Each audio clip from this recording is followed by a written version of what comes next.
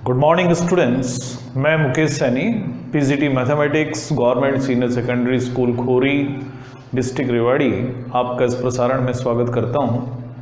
प्यारे बच्चों, अभी तक हम डिटर्मिनेंट की वैल्यू फाइंड करना, किसी मैट्रिक्स के एडजॉइंट को फाइंड करना, किसी मैट्रिक्स के इन्वर्स को फाइंड करना, ये सारे काम पिछले लेक्चर्स में सीख चुके हैं।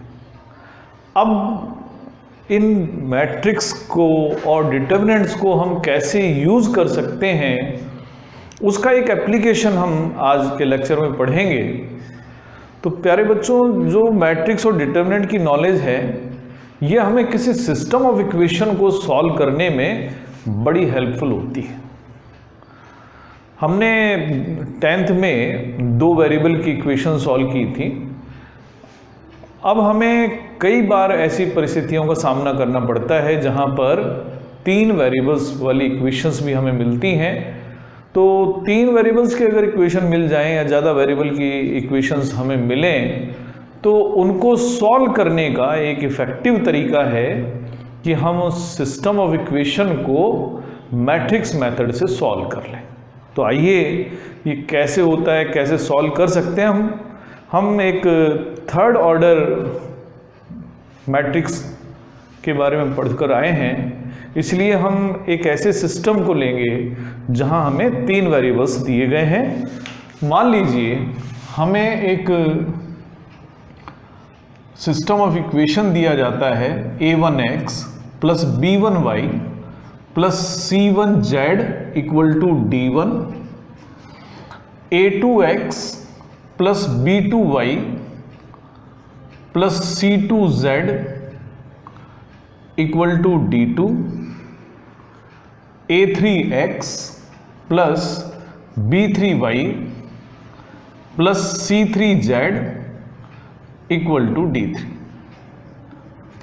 तो पहली बात तो यह है कि ये जो सिस्टम हमें दिया गया है, इसको हम कैसे एक मैट्रिक्स की फॉर्म में लिखें। तो हम इसको पहले एक मैट्रिक्स की फॉर्म में लिखेंगे। तो मैट्रिक्स की फॉर्म में मैं इस सिस्टम ऑफ इक्वेशन को इन 3 मैट्रिक्स की फॉर्म में लिख सकता हूं। A इंटू एक्स मैट्रिक्स और इक्वल टू मैट्रिक्स B। अब यहां पर मैट्रिक्स A दरअसल है क्या? यहां पर अगर मैट्रिक्स A की बात मैं करता हूं, तो मैट्रिक्स A में बना लेता हूं जो हमारे वेरिएबल है उनके कोफिशिएंट का मैट्रिक्स, यानी A1 B1 C1, A2 B2 C2, A3 B3 और C3। X मैट्रिक्स है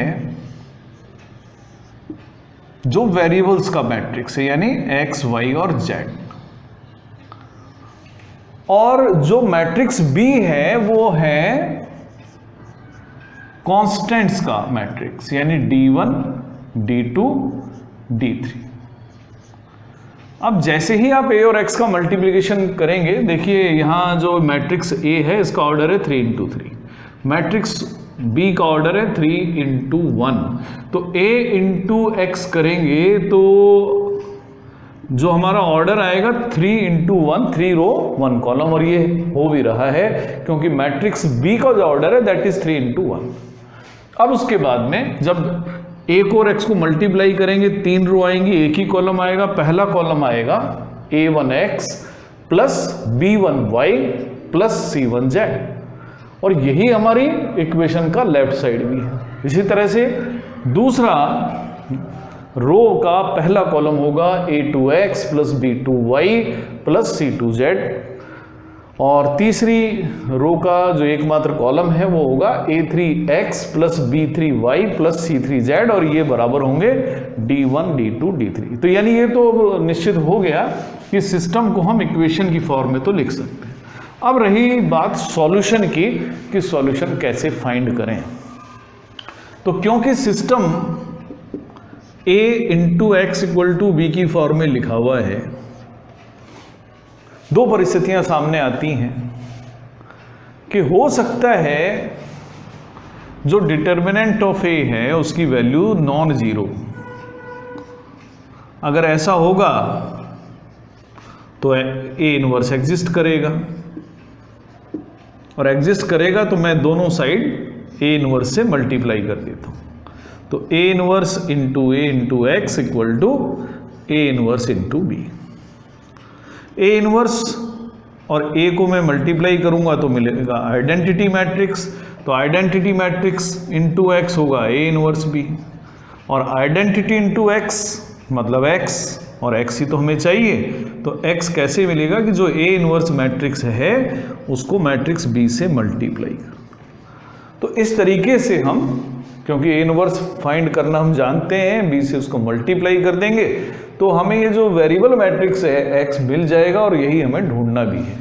तो ये तरीका है उस सिस्टम ऑफ इक्वेशन को सॉल्व करने का जब हमें जो ए का डिटर्मिनेंट है वो नॉन जीरो हो, या ये भी कह सकते हैं कि जो मैट्रिक्स है वो नॉन सिंगुलर मैट्रिक्स हो।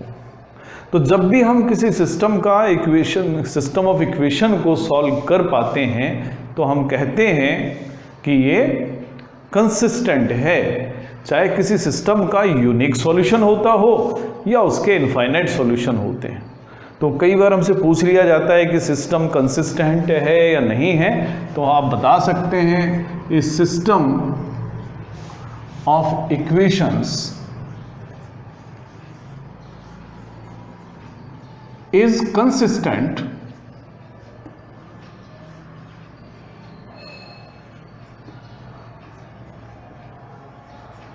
if it have a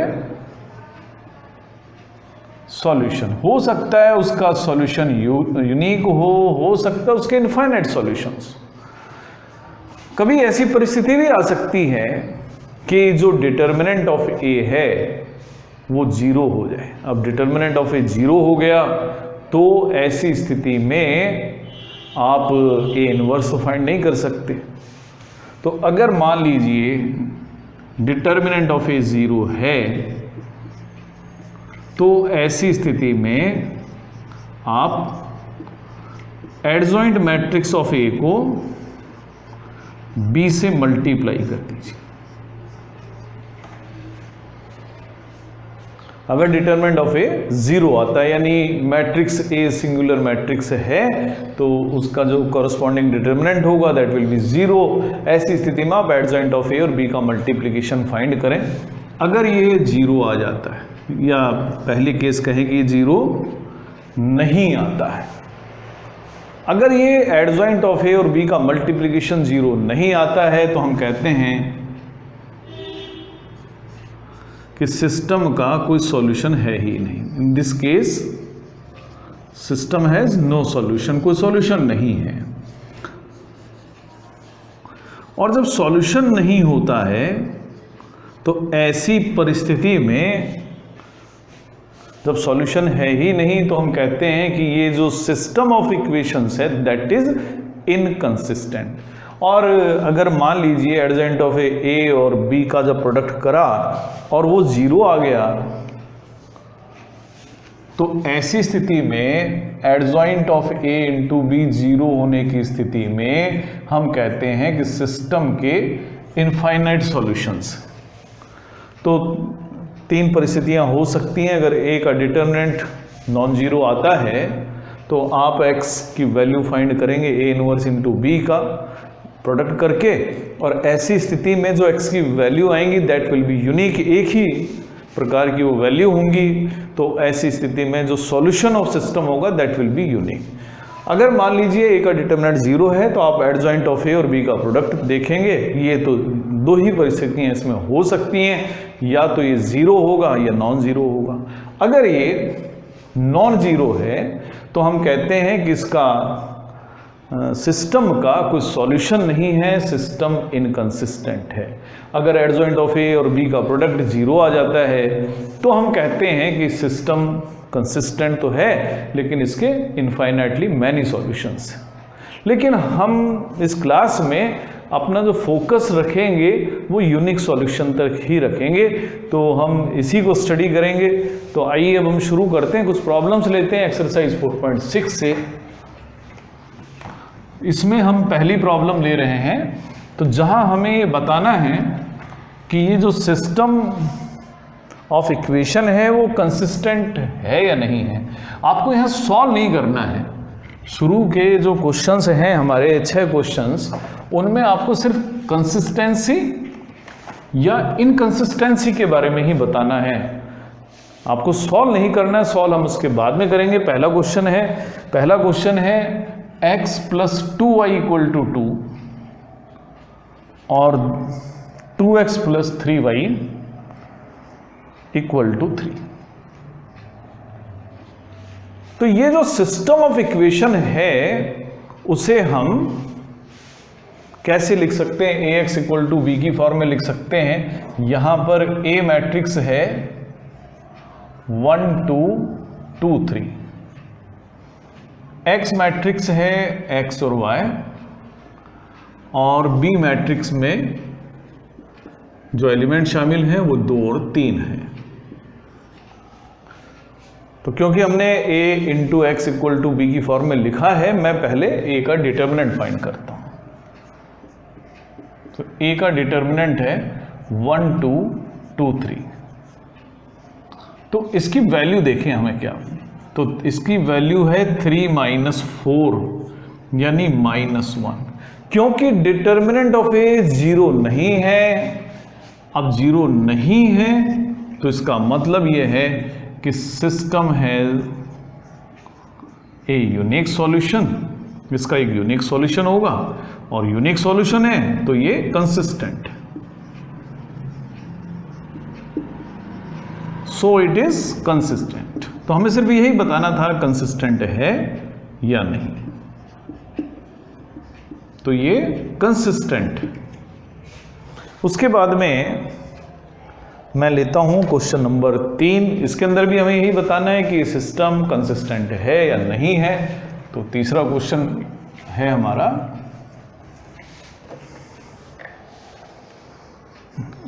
x plus 3y equal to 5, ये हमारी पहली इक्वेशन है, और दूसरी इक्वेशन है 2x plus 6y equal to 8।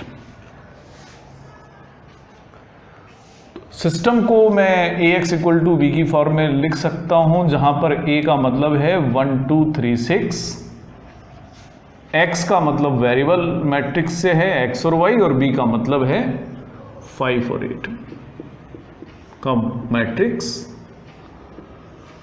तो यहां पर a का डिटर्मिनेंट 1 2 3 6 है।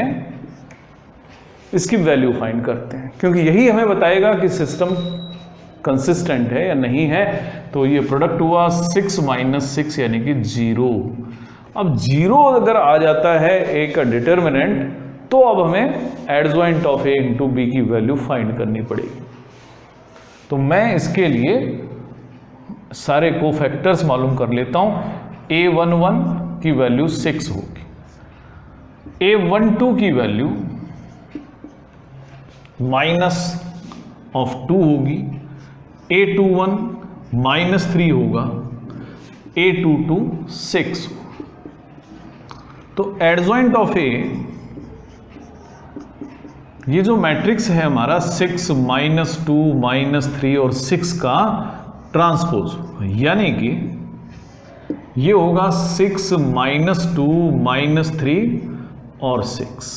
तो ये एडजॉइंट ऑफ a हमने फाइंड कर लिया। अब मैं एडजॉइंट मैट्रिक्स ऑफ ए को बी मैट्रिक्स से मल्टीप्लाई करता हूं। तो यही हमें बताएगा कि क्या सिचुएशन रहने वाली है। Adjoint of A into B matrix हम करते हैं, तो 6 -3 -2 और 6, और इसको मैं मल्टीप्लाई कर लेता हूं बी मैट्रिक्स। अब बी मैट्रिक्स है हमारा 5 8। अब देखिए क्या हम इनको मल्टीप्लाई कर भी सकते हैं, नहीं कर सकते। इसका ऑर्डर है 2 × 2, इसका ऑर्डर है 2 × 1। तो मल्टीप्लाई तो कर सकते हैं। मल्टीप्लाई करेंगे तो जो मैट्रिक्स आएगा that will be of order 2 × 1। 2 रो होंगी, एक कॉलम होगा। तो पहली रो में 6 × 5 यानी 30, -24 यानी 6, और -10 प्लस 48 यानी 38। तो ये जीरो मैट्रिक्स तो नहीं आया। It is not a zero matrix. अब ये जीरो मैट्रिक्स नहीं आया, इसका मतलब इस सिस्टम का कोई सॉल्यूशन ही नहीं है। System has no solution.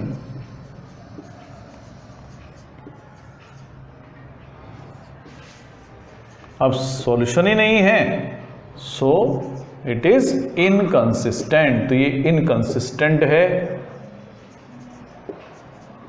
और यही हमें बताना था कि ये सिस्टम कंसिस्टेंट है या इनकंसिस्टेंट। अब एक और क्वेश्चन हम लेते हैं जिसमें हमें यही चेक करना है कि जो सिस्टम है वो कंसिस्टेंट है या नहीं है। तो एक और क्वेश्चन ले लें, ये हम लेते हैं क्वेश्चन नंबर 4, क्योंकि अभी तक जो हमने क्वेश्चंस लिए हैं ये सेकंड ऑर्डर के मैट्रिक्स के लिए। अब मैं लेता हूं थर्ड ऑर्डर का एक मैट्रिक्स। तो क्वेश्चन नंबर हम 4 ले लेते हैं। क्वेश्चन नंबर 4 में मैट्रिक्स हमें दिया, जो इक्वेशन दी हुई है that is x plus Y plus Z equal to 1। दूसरी इक्वेशन है 2x plus 3y plus 2z equal to 2। और तीसरी इक्वेशन है ax plus ay plus 2az equal to 4। तो अब हमें यहां चेक करना है ये सिस्टम किस प्रकार का है, कंसिस्टेंट है या नहीं है। तो यहां पर जब हम ax इक्वल टू b की फॉर्म में लिखेंगे इस सिस्टम को, तो यहां पर मैट्रिक्स A होगा 1 2 a, 1 3 a और 1 2 और 2a।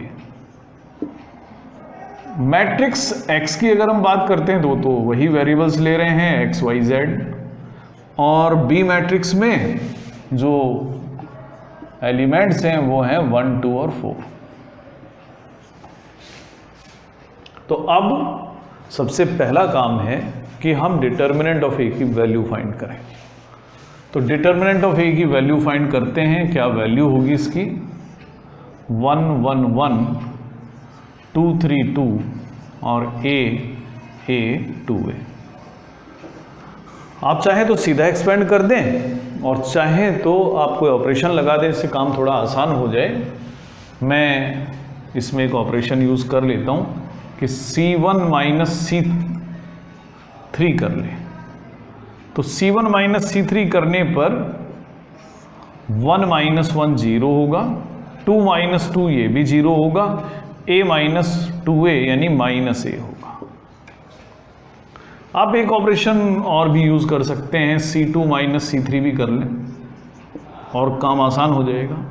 1 माइनस 1 0, 3 माइनस 2 यानी 1, a माइनस 2a यानी माइनस a और 1 2 और 2।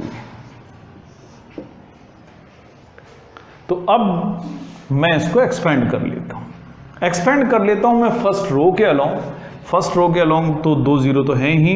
अब मुझे इस 1 को सिर्फ मल्टीप्लाई करना है 0 माइनस माइनस a से, यानी कि जो रिजल्ट आया डिटर्मिनेंट ऑफ a की वैल्यू का दैट इज a। अब a कोई फिक्स क्वांटिटी तो है नहीं, ये डिपेंड करता है a कैसा है। अगर a 0 हो गया, अगर a की वैल्यू 0 है तो हमें adjoint of a into b check करना पड़ेगा। अगर a नॉन जीरो है तो ऐसी स्थिति में when a is not 0 then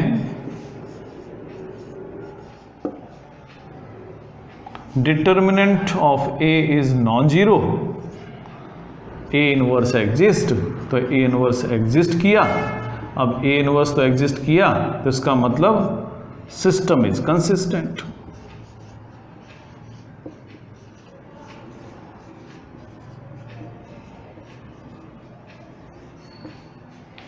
लेकिन अगर a की वैल्यू 0 है, ऐसी स्थिति में जब ए की वैल्यू 0 हो जाएगी तो ऐसी स्थिति में हम एक बार फिर एडजॉइंट ऑफ ए बी निकालेंगे, बी से उसका प्रोडक्ट लेंगे और उसके बाद उसकी पोजीशन देखेंगे कि क्या ये 0 आता है या नहीं आता है। तो उसी के अनुरूप ये कंसिस्टेंट या इनकंसिस्टेंट फिर आगे भी होगा। तो ये काम आप कर सकते हैं, आप इसको आगे भी करके देखें, adjoint of A into B ज़रूर इसका फाइंड करके देखें, और वो भी उस स्थिति में जबकि ए 0 है। अब एक और क्वेश्चन हम लेते हैं, और ये क्वेश्चन हम ले लेते हैं कि अब हमें सिस्टम ऑफ इक्वेशन को सॉल्व करना सीखना है। कैसे सॉल्व करते हैं? अभी तक हमने सिर्फ ये चेक किया है कि किसी सिस्टम के बारे में हम ये बता सकें कि ये कंसिस्टेंट है या नहीं है, तो हम सिर्फ चेक कर रहे थे। अब सॉल्व भी करेंगे कि सॉल्व कैसे करें मैट्रिक्स मेथड की हेल्प से। तो मैं क्वेश्चन ले लेता हूं, जैसे क्वेश्चन नंबर 7 में अब हमें क्वेश्चन दिया जाएगा कि मैट्रिक्स मेथड से इस सिस्टम ऑफ इक्वेशन को सॉल्व करें। तो 7th क्वेश्चन है 5x + 2y = 4 और 7x + 3y = 5। तो इस सिस्टम ऑफ इक्वेशन को हमें सॉल्व करना है। तो सबसे पहले जब, क्योंकि क्वेश्चन को बात करने की है, सॉल्व करने की, तो आप लिखेंगे कि given system of equations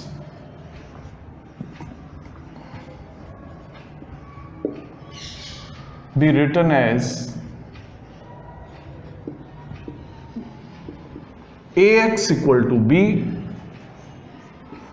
where matrix A ये है 5 7 2 3। x मैट्रिक्स है वेरिएबल मैट्रिक्स x और y का, और b मैट्रिक्स है ये कांस्टेंट मैट्रिक्स 4 5। तो इसके लिए जैसा कि हमने आपको बताया था, सबसे पहला काम जो करना चाहिए, डिटर्मिनेंट ऑफ ए की वैल्यू फाइंड करें। तो डिटर्मिनेंट ऑफ ए की जो वैल्यू यहां पर होगी दैट विल बी 5 7 2 3, यानी 15 - 14 दैट इज 1। लेकिन सबसे बड़ी बात यह है कि 0 नहीं है, और 0 नहीं है तो इतना हम जरूर कह सकते हैं कि ए इनवर्स एग्जिस्ट करेगा। एग्जिस्ट करेगा तो हम वो फाइंड तो करेंगे, और इसके लिए पहला काम होगा हम adjoint matrix of A find करें। तो यहां पर A11 की जो वैल्यू है वो है 3, A12 की वैल्यू है -7, A21 की वैल्यू है -2 और A22 इसकी वैल्यू है 5। तो एडजॉइंट मैट्रिक्स ऑफ ए है 3 -7 -2 और 5 का ट्रांसपोज मैट्रिक्स, यानी कि 3 -7 -2 और 5। तो एडजॉइंट मैट्रिक्स तो हम फाइंड कर चुके हैं। अब बारी है ए इनवर्स की। तो ए इनवर्स आप जानते हैं कैसे फाइंड करेंगे। तो ए इनवर्स को फाइंड करने का तरीका है कि जो भी मैट्रिक्स एडजॉइंट मैट्रिक्स है उसको डिटर्मिनेंट ऑफ ए की वैल्यू से डिवाइड कर।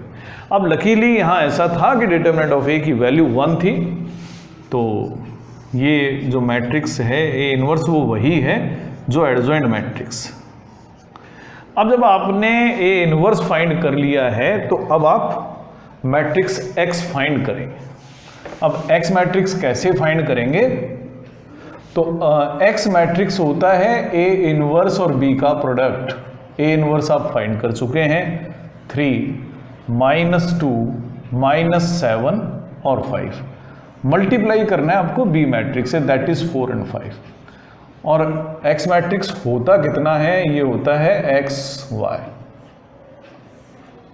तो मल्टीप्लिकेशन करने पर आपको मिलेगा 12 -10 -28 और +25, यानी एक्स वाई जो मैट्रिक्स है बराबर है 2 और -3 के। अब दो मैट्रिक्स हमें गिवन है, दोनों का ऑर्डर सेम है, इसका मतलब कॉरस्पॉन्डिंग एलिमेंट सेम होंगे, यानी x की तो वैल्यू जो है वो 2 होगी और y की वैल्यू होगी -3। अब जो वैल्यू हमें मिल गई है तो उसको ज़रा चेक भी कर लें कि क्या ये वैल्यू हमने जो फाइंड की है वो सही भी है या कहीं कोई गलती इसमें रहती है। तो आइए चेक करते हैं, पुट करते हैं x की जगह 2 यानी 10 -6 4। लेकिन आप दोनों में पुट करके देखें, कई बार ऐसा होता है गलती हो जाती है, एक इक्वेशन भी सेटिस्फाई हो जाती है, दूसरी में भी चेक कर। तो 7 × 2 14 -9 5 के बराबर है। आपकी दोनों इक्वेशंस सेटिस्फाइड हैं, इसका मतलब जो भी हमने यहाँ पर सॉल्यूशन फाइंड किया है वो बिल्कुल सही है। तो एक और हम क्वेश्चन ले लेते हैं जिससे आपकी तैयारी बिल्कुल अच्छी हो जाए। एक और हम एग्जाम्पल ले रहे हैं, क्वेश्चन लेते हैं अब हम क्वेश्चन नंबर ये ले लेते हैं हम क्वेश्चन नंबर 10।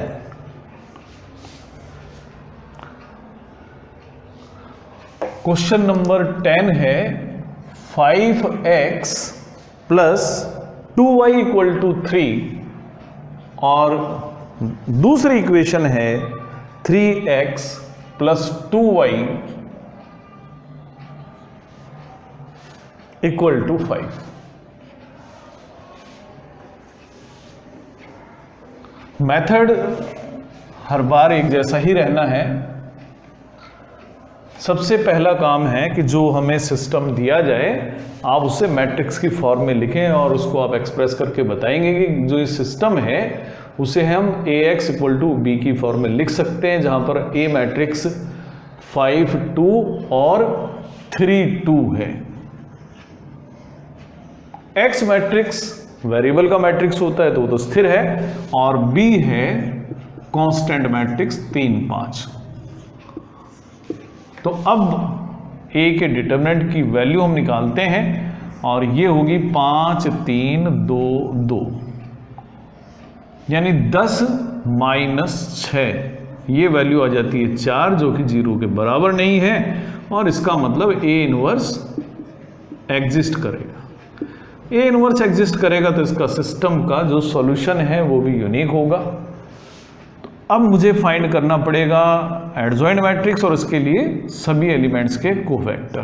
A11 की जो वैल्यू है वो 2 है, A12 की वैल्यू -3 है, A21 की वैल्यू -2 है, A22 की वैल्यू 5। अब एडजॉइंट मैट्रिक्स ऑफ A होगा 2 -3 -2 और 5 का ट्रांसपोज, यानी 2 -3 ये बन गया हमारा फर्स्ट कॉलम और -2 5 ये बन गया हमारा दूसरा कॉलम। अब हम A इनवर्स भी फाइंड कर लेते हैं। तो A इनवर्स होगा adjoint matrix of A divided by determinant of A। Determinant of A 4 था तो 1/4 2 -2 -3 और 5। A इनवर्स हम फाइंड कर चुके हैं तो x की वैल्यू जो होगी A इनवर्स इंटू B होगी, यानी 1/4 इंटू 2 -2 -3 5, और इसका प्रोडक्ट हमें लेना 3 और 5। 1/4 को आप एज इट इज रहने दें क्योंकि इसको हम लास्ट में डिवाइड कर लेंगे। तो 6 -10 यानी -4, -9 + 25, 25 - 9 यानी 16। अब आप 4 से डिवाइड करते हैं तो x मैट्रिक्स है x और y मैट्रिक्स, और जब 4 से डिवाइड करेंगे तो हमें मिलेगा -1 और 4, यानी कंपैरिजन करने पर मिलता है x -1 है और y 4 है। अब इसको चेक भी कर लें कि क्या ये सही है। 5 × -1 -5 + 8 यानी कि 3, और -3 + 8 यानी कि 5। तो जो सॉल्यूशन हमने फाइंड करा है बिल्कुल सही करा है। तो आज प्यारे बच्चों हमने सेकंड ऑर्डर के जो मैट्रिक्स हैं, जो सिस्टम ऑफ इक्वेशन हैं 2 वेरिएबल वाले, तो उनको सॉल्व करना सीखा है। अब अगले लेक्चर में हम 3 वेरिएबल वाले मैट्रिक्स को कैसे सॉल्व करेंगे सीखेंगे। आप इनकी खूब अच्छी तरह से प्रैक्टिस कीजिए। हम अगले लेक्चर में आपसे फिर मिलेंगे। आज के लिए इतना ही, धन्यवाद।